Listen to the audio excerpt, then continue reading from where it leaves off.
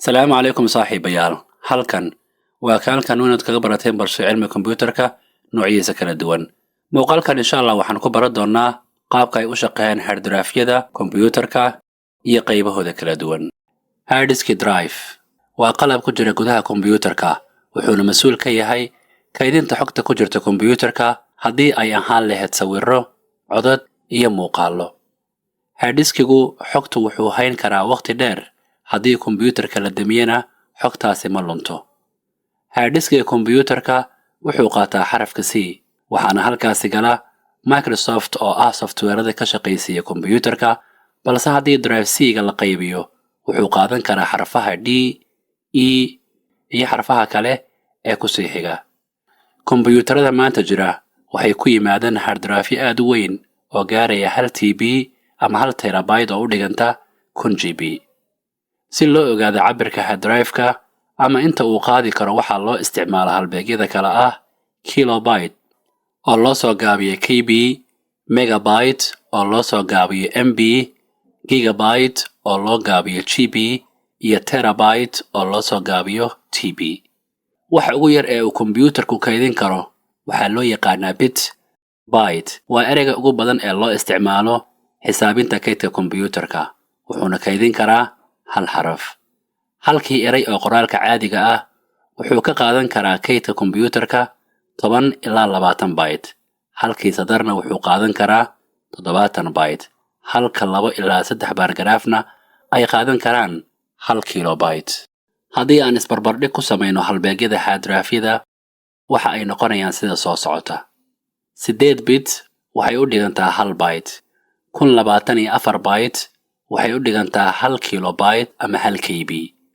1024 kilobyte ama 1 milyan oo byte waxay u dhigantaa 1 MB ama 1 megabyte 1024 megabyte ama 1 bilyan oo byte waxay u dhigantaa 1 GB ama 1 gigabyte 1024 gigabyte ama 1 trilyan byte waxay u dhigantaa 1 TB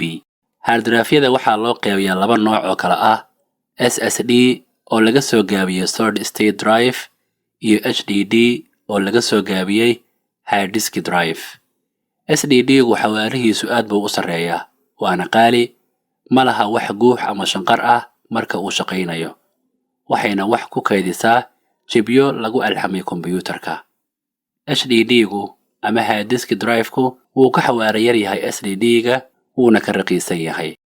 wuxuu sameeyaa guux ama shanqar marka uu shaqeynayo wuxuu wax ku kaydiyaa saxan wareegsan oo u eg ama shabaha cajalka CD-ga inkastoo SSD-ga iyo HDD-guba kaydiyaan xogta kombiyuutarka muddo dheer waxaa jirta qayb kale oo ka tirsan kombiyuutarka oo xogta kaydisa muddo gaaban waxaana qaybtaasi loo yaqaanaa memory-gu shaqadiisu waa in uu xogtaada hayo inta aad ku shaqaynayso kombiyuutarka oo aan safe la dhihin ama la kaydin sida inaad dukumiinti qorayso website aad wax ka baarayso amaba aad muuqaal daawanayso inta hawlahaasi socdaan wuxuu kombiyuutarku isticmaalayaa memory-ga si shaqooyinkaas loogu kaydiyo si ku meel gaar ah waxaana loo yaqaanaa RAM oo laga soo gaabiyay Random Access Memory inta aad kombiyuutarka isticmaalayso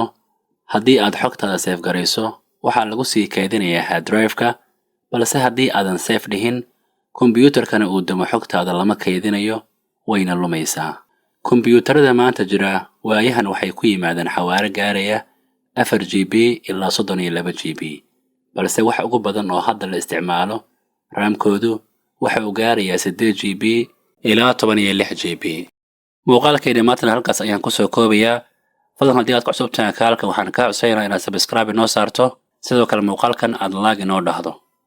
tani muuqaalka xiga inta aan kulmi doona waalkin Cabdirasaaq Cabdullaahi idinku dhaafay sida ay nabadgelyo والسلام عليكم ورحمة الله وبركاته